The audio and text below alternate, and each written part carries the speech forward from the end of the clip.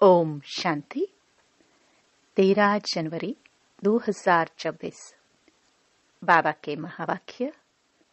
मीठे बच्चे, बाप की श्रीमत का रिगार्ड रखना माना, मुरली कभी भी मिस नहीं करना, हर आज्ञा का पालन करना।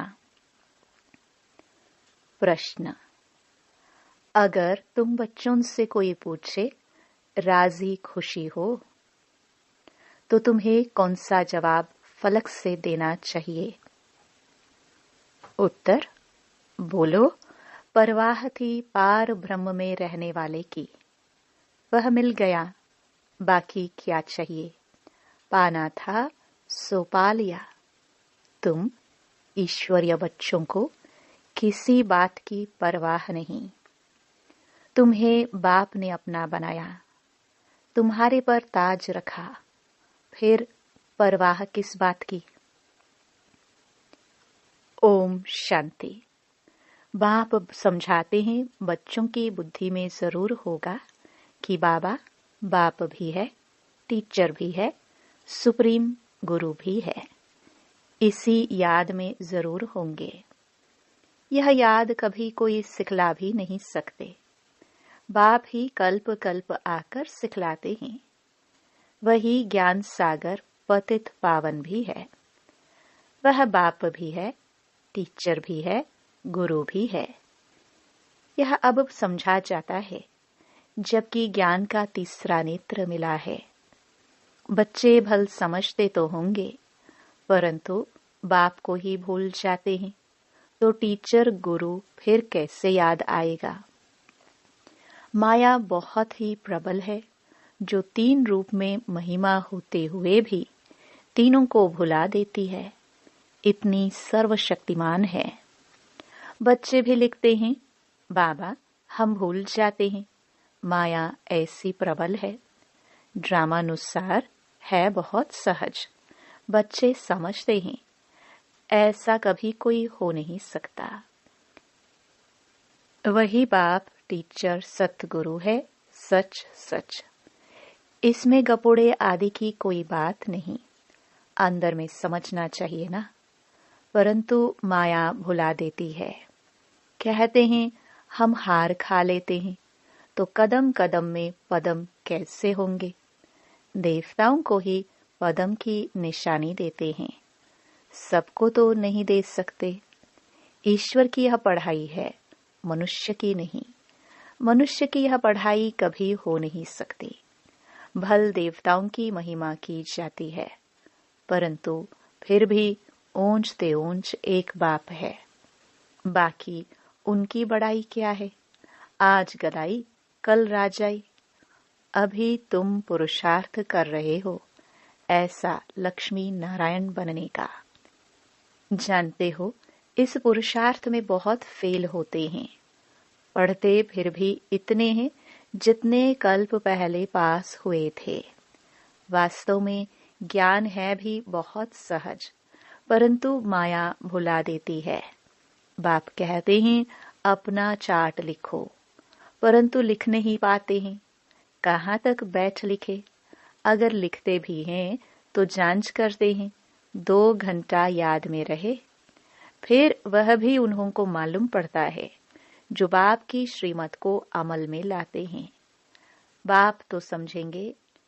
इन विचारों को लज्जा आती होगी, नहीं तो श्रीमत अमल में लानी चाहिए, परंतु 2% मुश्किल चार्ट लिखते हैं।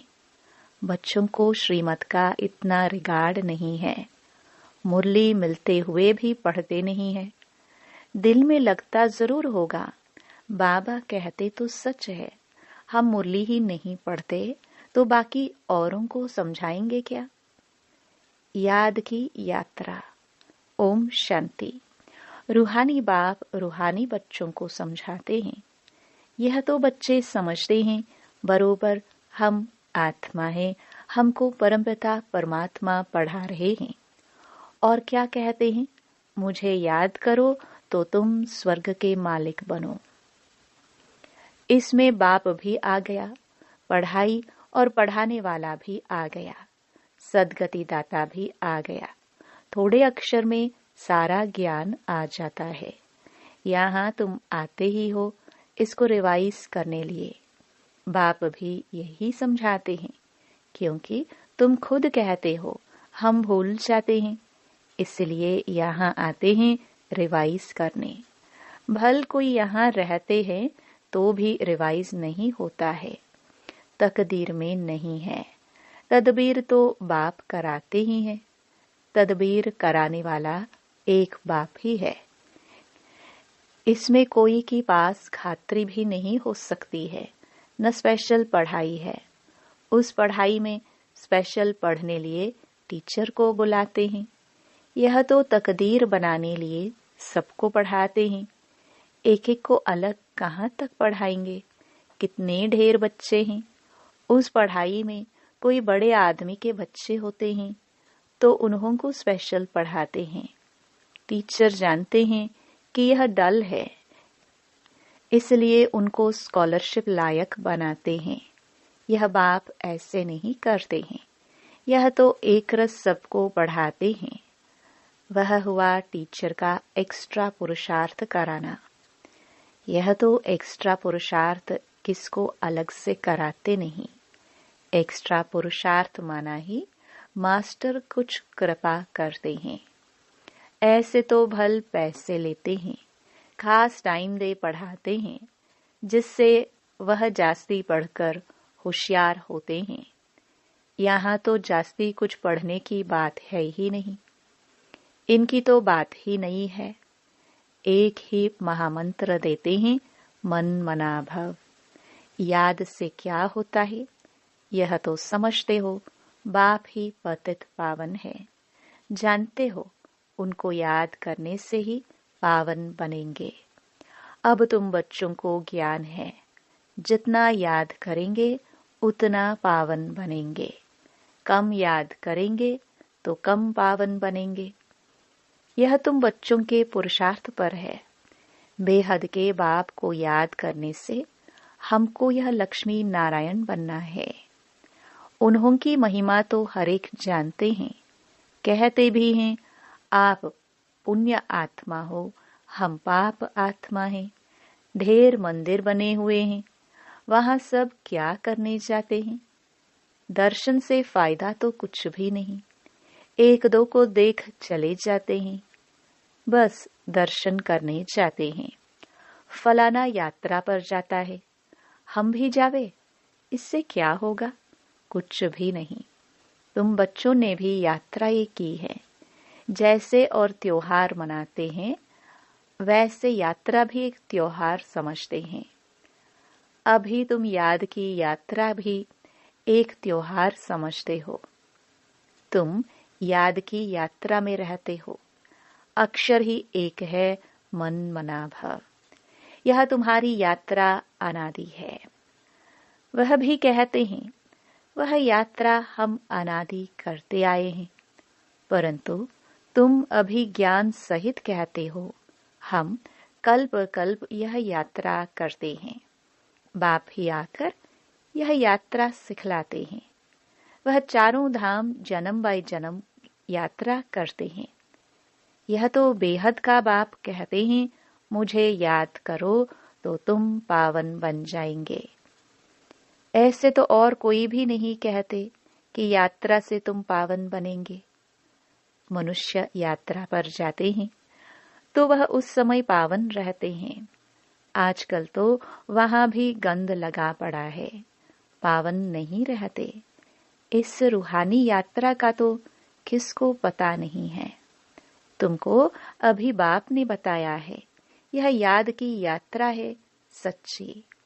वह यात्रा का चक्कर लगाने जाते हैं, फिर भी वैसे का वैसा बन जाते हैं। चक्कर लगाते रहते हैं। जैसे वास्को ड गामा ने सृष्टि का चक्कर लगाया, यह भी चक्कर लगाते हैं ना। गीत भी है ना, चारों तरफ लगाए फेरे, फिर भी हरदम दूर रहे। भक्ति मार्ग में तो कोई मिला नहीं सकते। भगवान कोई को मिला नहीं। भगवान से दूर ही रहे। फेरे लगाकर फिर भी घर में आकर 5 विकारों में फंसते हैं। वह सब यात्राएं हैं झूठी। अभी तुम बच्चे जानते हो, यह है पुरुषोत्तम संगम युग, जबकि बाप आए हैं। एक दिन सब जान जाएंगे, बाप आया हुआ है। भगवान आखिरी में मिलेगा, लेकिन कैसे, यह तो कोई भी जानते नहीं। यह भी मीठे मीठे बच्चे जानते हैं कि हम श्रीमत पर इस भारत को फिर से स्वर्ग बना रहे हैं। भारत का ही तुम नाम लेंगे। उस समय और कोई धर्म होता नहीं, सारी विश्व पवित्र बन जाती है। अभी तो ढेर धर्म है। बाप आकर तुमको सारे झाड़ का नॉलेज सुनाते हैं, तुमको स्मृति दिलाते हैं। तुम सो देवता थे, फिर सो क्षत्रिय, सो वैश्य, सो शूद्र बने। अभी तुम सो ब्राह्मण बने हो। यह हमसो का अर्थ बाप कितना सहज समझाते हैं। ओम अर्थात मैं आत्मा, फिर हम आत्मा, ऐसे चक्कर लगाती हैं। वह तो कह देते हम आत्मा सो परम आत्मा, परमात्मा सो हम आत्मा। एक भी नहीं जिसको हमसो का अर्थ यथार्थ मालूम हो। तो बाप कहते हैं, यह जो मंत्र है, यह हरदम याद रखना चाहिए। चक्र बुद्धि में नहीं होगा तो चक्रवर्ती राजा कैसे बनेंगे। अभी हम आत्मा ब्राह्मण है, फिर हम सो देवता बनेंगे। यह तुम कोई से भी जाकर पूछो, कोई नहीं बताएंगे। वह तो 84 का अर्थ भी नहीं समझते। भारत का उत्थान और पतन गाया हुआ है। यह ठीक है। सतो प्रधान, सतो रजो तमो, सूर्यवंशी, चंद्रवंशी, वैश्यवंशी। अभी तुम बच्चों को सब मालूम पड़ गया है। बीज रूप बाप को ही ज्ञान का सागर कहा जाता है। वह चक्र में नहीं आते हैं। ऐसे नहीं हम जीवात्मा सो परमात्मा बन जाते हैं। नहीं, बाप आप समान नॉलेजफुल बनाते हैं। आप समान गॉड नहीं बनाते हैं। इन बातों को बहुत अच्छी रीति समझना है, तब बुद्धि में चक्र चल सकता है, जिसका नाम स्वदर्शन चक्र रखा है। तुम बुद्धि से समझ सकते हो हम कैसे इस 84 के चक्कर में आते हैं। इसमें सब आ जाता है, समय भी आता है, वर्ण भी आ जाते हैं, वंशावली भी आ जाती है। अब तुम बच्चों की बुद्धि में यह सारा ज्ञान होना चाहिए। नॉलेज से ही ऊंच पद मिलता है। नॉलेज होगी तो औरों को भी देंगे। यहाँ तुमसे कोई पेपर आदि नहीं भराए जाते हैं। उन स्कूलों में जब इम्तिहान होता है तो पेपर्स विलायत से आते हैं। जो विलायत में पढ़ते होंगे उन्हों की तो वहां ही रिजल्ट निकालते होंगे। उनमें भी कोई बड़ा एजुकेशन अथॉरिटी होगा जो जांच करते होंगे पेपर्स की। तुम्हारे पेपर्स की जांच कौन करेंगे? तुम खुद ही करेंगे। खुद को जो चाहो सो बनाओ।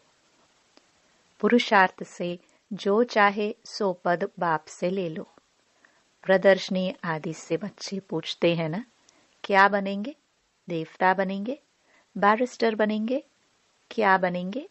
जितना बाप को याद करेंगे, सर्विस करेंगे, उतना फल मिलेगा।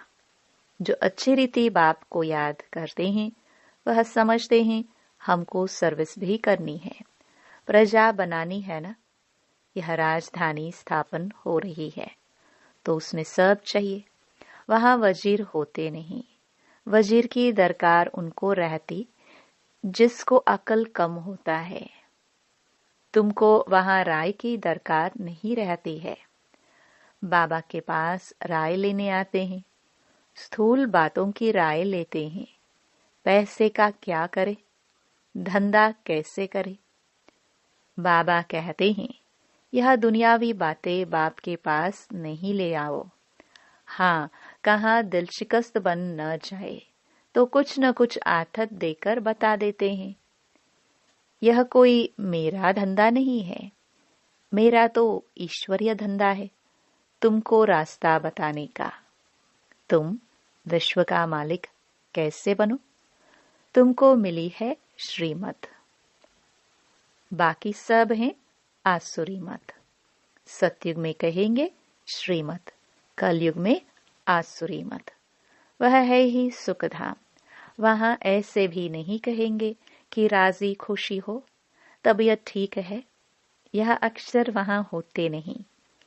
यह यहाँ पूछा जाता है, कोई तकलीफ तो नहीं है, राजी खुशी हो। इसमें तो बहुत बातें आ जाती हैं। वहां दुख है ही नहीं जो पूछा जाए। यह है ही दुख की दुनिया। वास्तव में तुमसे कोई पूछ नहीं सकते।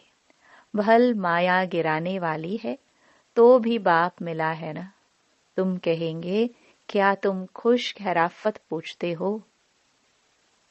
हम ईश्वर के बच्चे हैं, हमसे क्या खुश खैराफत पूछते हो? परवाह थी पार भ्रम में रहने वाले बाप की, वह मिल गया, फिर किसकी परवाह? यह हमेशा याद करना चाहिए। हम किसके बच्चे हैं? यह भी बुद्धि में ज्ञान है कि जब हम पावन बन जाएंगे तो फिर लड़ाई शुरू हो जाएगी। तो जो भी तुमसे कोई पूछे कि तुम खुश राजी हो, तो बोलो हम तो सदैव खुश राजी हैं। बीमार भी हो तो भी बाप की याद में हो।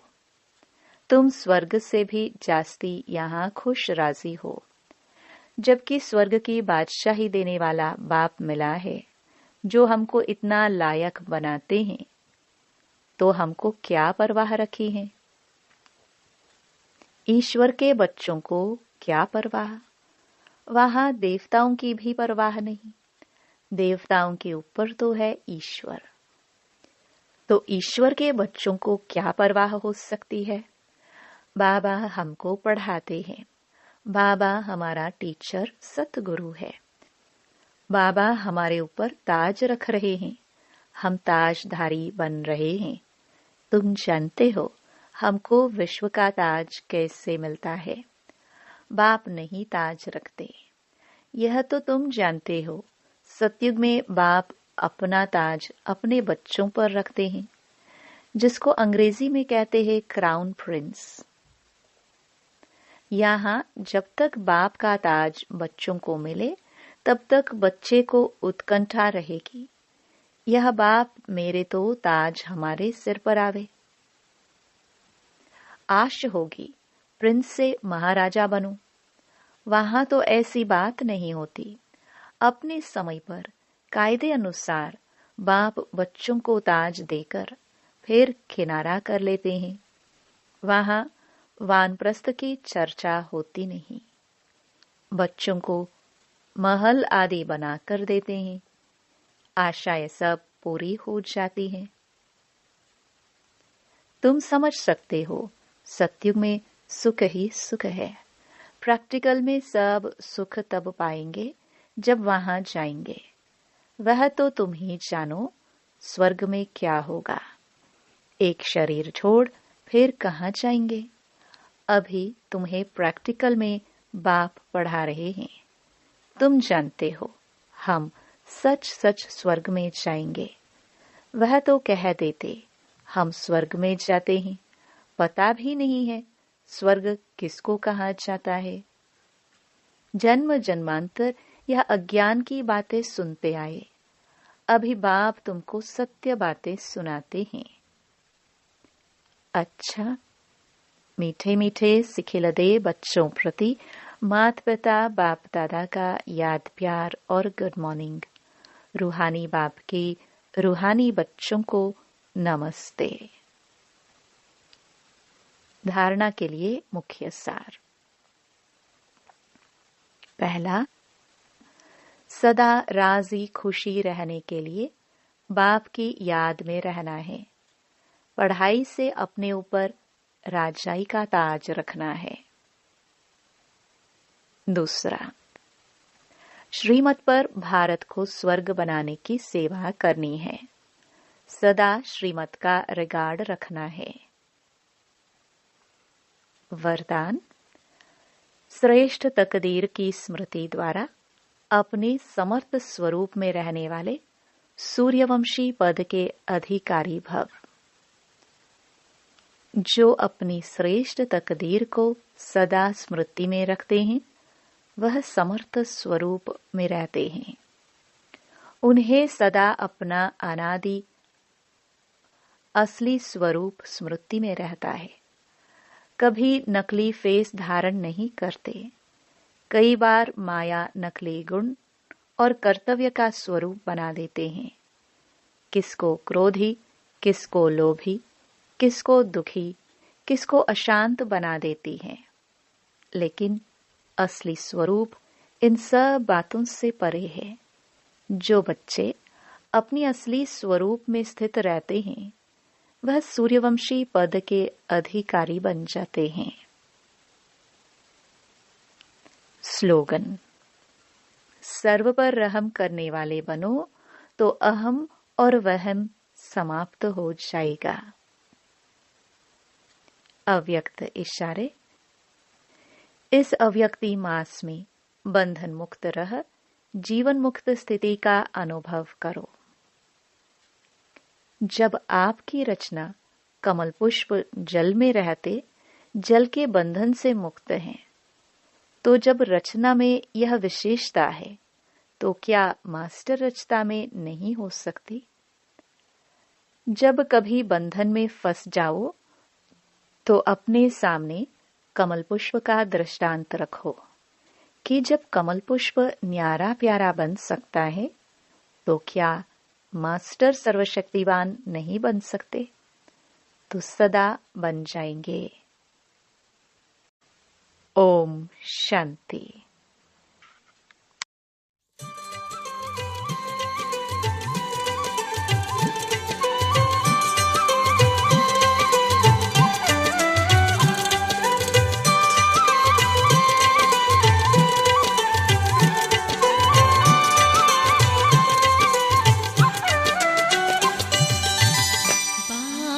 तेरा